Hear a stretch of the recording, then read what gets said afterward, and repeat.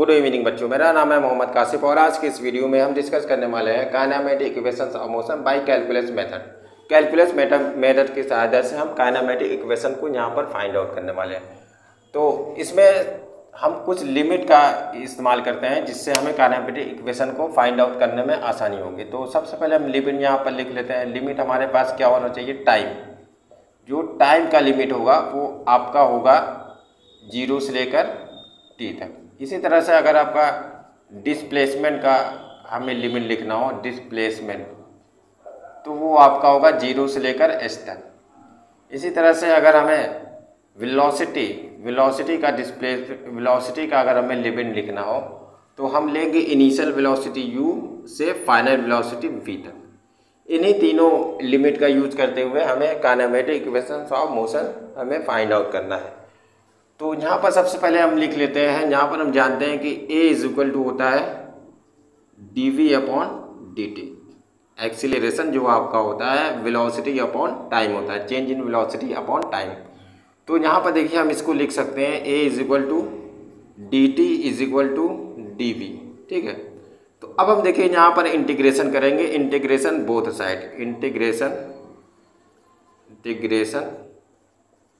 Both side, दोनों तरफ का हम इंटीग्रेशन कर देंगे। तो हमें इंटीग्रेशन करने पर क्या मिलेगा? a dt is equal to dv। ठीक है, हम दोनों साइड का हमने इंटीग्रेशन कर दिया है। तो यहाँ पर देखिए आपका t है, तो t की लिमिट जो हमने माना है, t की लिमिट आपका क्या है? 0 से लेकर t तक है। तो यहाँ पर 0 से लेकर t तक लिख देंगे आप। ठीक है, इसी तरह से आपका जो वेलोसिटी v है, v, उसकी लिमिट क्या हमने माना है? u से लेकर v तक, यानी इनिशियल वेलोसिटी आपका u है और फाइनल वेलोसिटी आपका v है। तो अब यहाँ पर देखिए हम इसको बहुत ही आसानी से इसको सॉल्व कर सकते हैं यहाँ पर। तो देखिए आपका क्या है? a है, a जो कि आपका कांस्टेंट है, तो इसको हम बाहर लिख लेंगे। तो इसको हम लिख सकते हैं a। अब t का जो इंटीग्रेशन होगा, तो सबसे पहले हम यहाँ पर इंटीग्रेशन का फार्मूला देख लेते हैं। इंटीग्रेशन का फार्मूला जैसे x की पावर n है, ठीक है, x का पावर n है और इसका हमें dx के रिस्पेक्ट में इंटीग्रेशन करना है। ठीक है, x की पावर n है। अब यहाँ पर n कोई भी नंबर है, 1 2 3 4 5 कुछ भी हो सकता है। ठीक है, अगर हम उसका dx के रिस्पेक्ट में अगर हम उसका इंटीग्रेशन करेंगे तो देखिए फार्मूला जो होता है हमारे पास वो होता है n+1 अपॉन n+1। ठीक है, प्लस c होता है, तो हम n+1 ही यहाँ पर लिखेंगे। तो यहाँ पर देख लीजिए t के पावर 0 है, यानी t के पावर आपका क्या है? जैसे यहाँ पर मान लीजिए अगर हम t के पावर 0 dt, t के पावर 0 मतलब क्या? किसी के भी पावर अगर आप 0 लिखते हैं तो उसकी वैल्यू 1 के बराबर होती है। तो इसका जब हम इंटीग्रेशन करते हैं तो इसको देखिए क्या लिख सकते हैं? t के पावर 0+1 अपॉन 0+1, तो यानी t आ गया। ठीक है, आपका यहाँ जैसे t के पावर 0 था, इसको हम कैसे लिख सकते हैं? ये मान लीजिए कुछ इस प्रकार से है dt। ठीक है, dt है, तो जब इसका हमने इंटीग्रेशन किया तो ये क्या आ गया? आपका t आ गया। ठीक है, तो यहाँ पर हमने इसका इंटीग्रेशन t यहाँ पर लिख दिया और लिमिट क्या है इसकी? 0 से लेकर t तक इसकी लिमिट है बराबर। अब ये हमें dv के रिस्पेक्ट में इसका इंटीग्रेशन करना, तो फिर से वही बात हो जाएगा। ठीक है, जैसे मान लीजिए आपका ये dv है, ठीक है, तो यहाँ v के पावर 0 तो ये आपका v बन जाएगा। ठीक है, इंटीग्रेशन में हम पावर को बढ़ाते हैं और डिफ्रेंशिएशन में हम पावर को घटाते हैं। तो यहाँ देखिए आपका v के पावर 0 था तो v के पावर 1 हो गया। ठीक है, तो इसको हम लिख सकते हैं v लिख सकते हैं और इसकी लिमिट क्या है? u से लेकर v तक इसकी लिमिट है। ठीक है, तो यहाँ देखिए a इज इक्वल टू हो जाएगा। अब देखिए एक और फार्मूला होता है हमारे पास, जैसे ये हो गया आपका x के पावर, जो x की लिमिट है वो a से लेकर b तक है। ठीक है, तो इसकी जो लिमिट हो जाएगी इसको हम लिख सकते हैं, ये हो जाएगा अपर लिमिट माइनस लोअर लिमिट। ठीक है, इसको हम ऐसे लिखते हैं, b माइनस a लिखते हैं। तो यहाँ पर भी देखिए अपर लिमिट हो जाएगा t और -0, तो हम लिख सकते हैं। अब देखिए अपर लिमिट आपका u हो जाएगा और लोअर लिमिट आपका u के जगह पर v के जगह पर u हो जाएगा आपका। ठीक है, तो हम इसको लिख सकते हैं at is equal to v minus u। ठीक है, तो v is equal to u plus at, जो कि आपका इक्वेशन 1 है, यानी काइनेमेटिक का फर्स्ट इक्वेशन है v is equal to u plus at। ठीक है, इसी तरह से हम दूसरा इक्वेशन अगर हम ड्राइव करना चाहें तो दूसरा इक्वेशन जो होता है, देखिए हम लिखते हैं कि v is equal to v is equal to होता है आपका dx अपॉन dt, ठीक है। Velocity is equal to displacement upon time, ठीक है। अब यहाँ से देखिए हम क्या कर सकते हैं, dx पहले हमने इसी को लिख लिया तो v dt, ठीक है। हम इसको इधर लेके चले गए तो v dt हो गया और इज इक्वल टू dx हो गया। तो dx को हमने पहले ही लिख लिया, पहले लिखिए चाहे बाद में लिख लीजिए, उससे कुछ फर्क पड़ने वाला नहीं है। तो अब हम देखिए यहाँ से लिख सकते हैं x इज इक्वल टू, अब देखिए फ्रॉम इक्वेशन वन से v is equal to u plus a t हम यहाँ पर लिख देंगे। तो इसको लिख सकते हैं हम u प्लस ए टी, ठीक है। इसको हमने क्या कर दिया, बंद कर दिया। फ्रॉम इक्वेशन वन यहाँ लिख सकते हैं फ्रॉम इक्वेशन वन, ठीक है।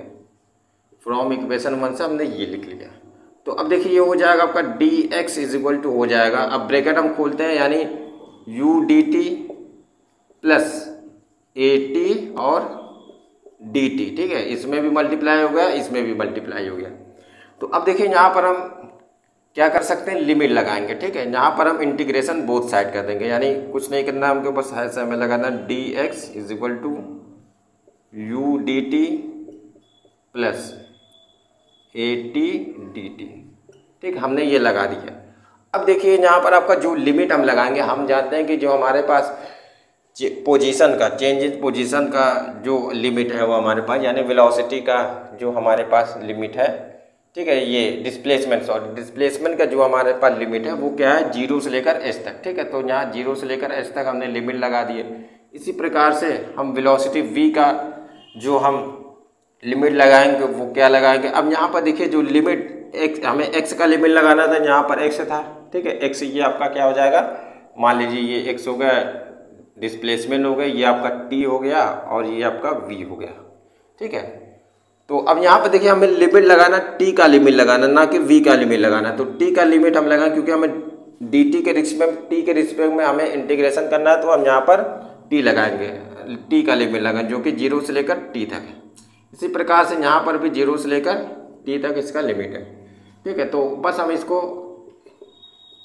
बहुत ही आसानी से इसको हम सॉल्व कर लेते हैं, ठीक है। तो यहाँ पर देखिए आपका जो यहाँ पर देखिए x की पावर 0 है, ठीक है, x की पावर 1 है, यानी 0 x की पावर, यानी इसकी पावर को क्या करेंगे, हम बढ़ाएंगे। तो यहाँ पर हम लिख सकते हैं x, अब इसकी लिमिट क्या है, ठीक है, dx के रिस्पेक्ट में हम इंटीग्रेशन करेंगे तो 0 से लेकर h तक, ठीक है। फिर यहाँ पर देखिए u तो आपका क्या है, कांस्टेंट है, u आपका कांस्टेंट है, ये तो ये बाहर हो जाएगा आपका, तो यहाँ हम लिखेंगे u, ठीक है, ये आपका हो जाएगा u हो जाएगा। और dt का हम इंटीग्रेशन करेंगे, जैसे मान लीजिए यहाँ पर dt का हमने इंटीग्रेशन किया तो क्या आ जाएगा आपका, t आएगा, ठीक है। तो यहाँ हो जाएगा आपका t। अब t को क्या करेंगे, हम इस प्रकार से लिख लेंगे, lower limit t, upper limit, lower limit 0 है और अपर लिमिट t है। इसी तरह से यहाँ पर भी देखिए आपका क्या है, a कांस्टेंट है तो a आपका बाहर हो जाएगा, प्लस a को हम बाहर लिख लेंगे। अब देखिए t के पावर 1 है यहाँ पर देखिए, यहाँ पर हम देख सकते हैं कि t क्या है आपका, यहाँ पर t है dt है, ठीक है, t की पावर 1 है। अब देखिए t की पावर 1 है तो t की पावर क्या होगा, बढ़ेगा, t प्लस 1 अपॉन 1 प्लस 1, तो यहाँ क्या हो जाएगा, t के पावर 2/2 हो जाएगा आपका यहाँ पर, ठीक है। तो यहाँ पर हम लिख सकते हैं 1/2 t के पावर 2, और जो लोअर लिमिट है वो 0 और अपर लिमिट है आपका वो t है, ठीक है। तो अब यहाँ से देखिए हम लिखेंगे upper limit minus lower limit, यानी s माइनस 0, इसको लिख लेते हैं सही से, s minus 0 is equal to u हो जाएगा, और ये आपका हो जाएगा लोअर लिमिट, तो लिख लेते हैं, चलिए ये t माइनस 0 हो जाएगा, और ये देखिए हाफ, ये हो जाएगा, यानी a/2 यहाँ लिख सकते हैं a/2, और ये हो जाएगा t² माइनस 0 का स्क्वायर, तो 0 का स्क्वायर 0 ही होगा, ठीक है। तो यहाँ देखिए हम लिख सकते हैं s इज इक्वल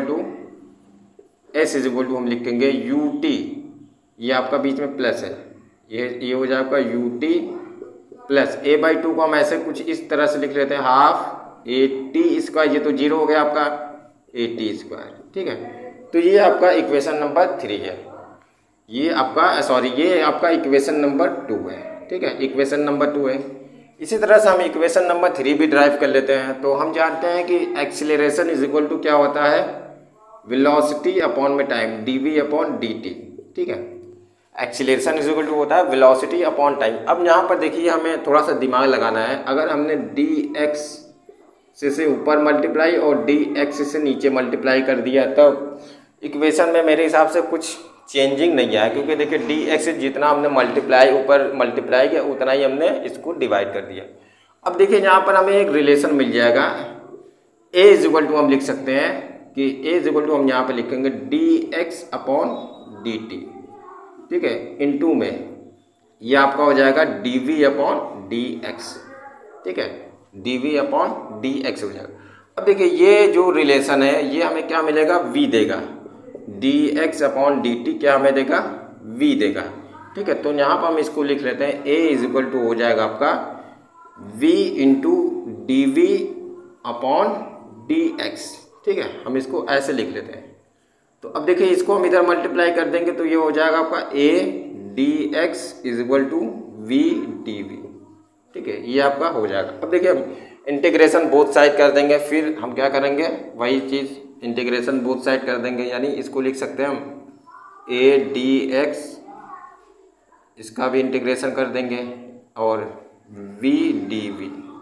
ठीक है, दोनों का हमने क्या कर दिया, दोनों तरफ का हमने इंटीग्रेशन कर दिया। ठीक है, अब देखिए यहाँ पर किसके रिस्पेक्ट में हमें इंटीग्रेशन करना है, x के रिस्पेक्ट में हमें इंटीग्रेशन करना है। और x यहाँ पर क्या है, आपका डिस्प्लेसमेंट है, जिसकी लिमिट है 0 से लेकर s तक इसकी लिमिट है। इसी प्रकार से v है, v के रिस्पेक्ट में हमें यहाँ पर इंटीग्रेशन करना है, और v के जो लिमिट है वो आपका u से लेकर इनिशियल वेलोसिटी u से लेकर फाइनल वेलोसिटी v तक इसकी लिमिट है। ठीक है, तो हम इसको इधर सॉल्व कर लेते हैं। तो देखिए ये आपका कांस्टेंट टर्म है, ये तो आपका बाहर हो जाएगा, ये आपका बाहर हो जाएगा, और x का जो इंटीग्रेशन होगा वो हो जाएगा आपका x हो जाएगा।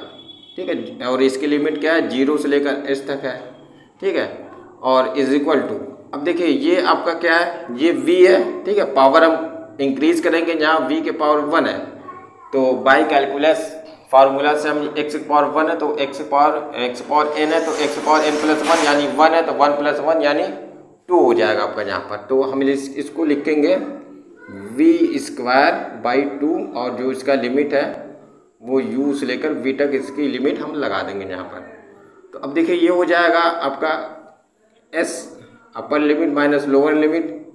ठीक है, अब देखिए इसको हम लिख सकते हैं 1/2, और ये हो जाएगा आपका upper limit v square minus lower limit u square. ठीक है, तो अब यहाँ से देखिए हो जाएगा as is equal to half v square minus इसको u स्क्वायर।